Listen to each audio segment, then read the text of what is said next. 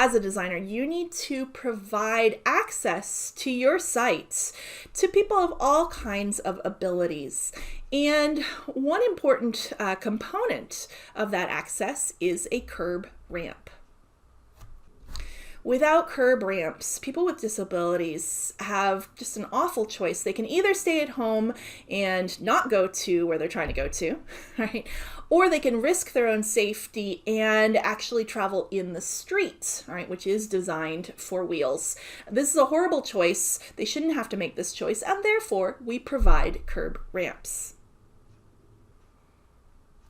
So let's take a look at all the different parts of this curb ramp.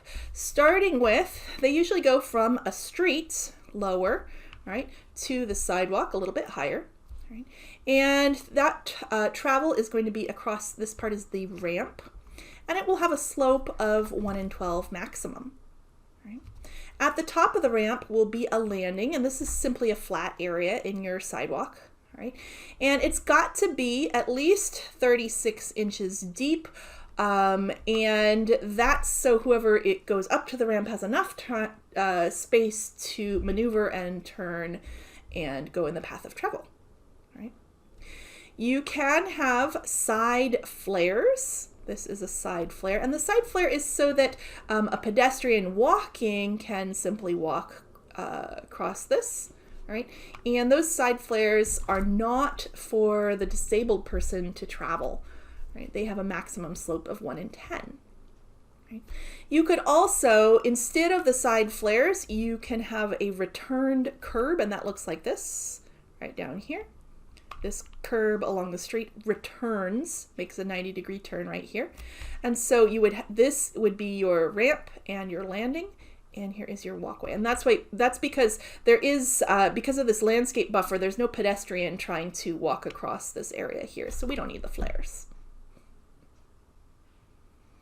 Let's see that top landing again.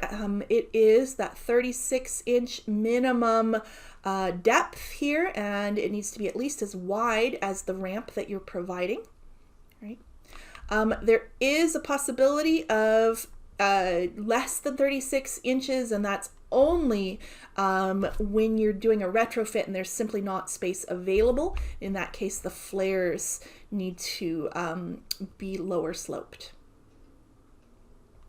Another option in that case, and probably better than the one that we just saw, is to use a parallel curb ramp.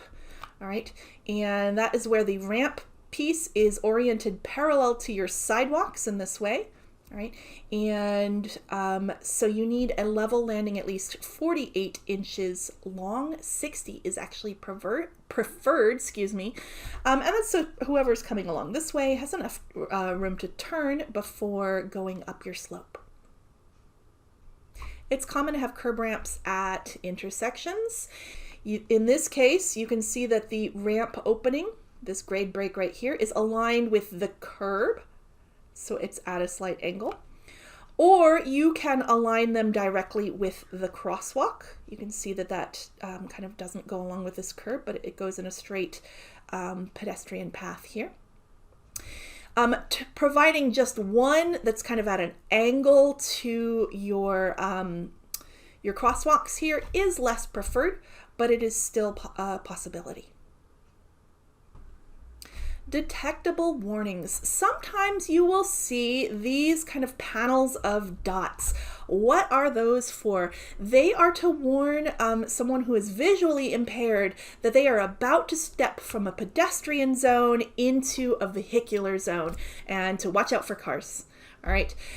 They are not required by ADA, but some cities, some municipalities, and some states actually require them. So go ahead and check your regulations, whether you need them or not.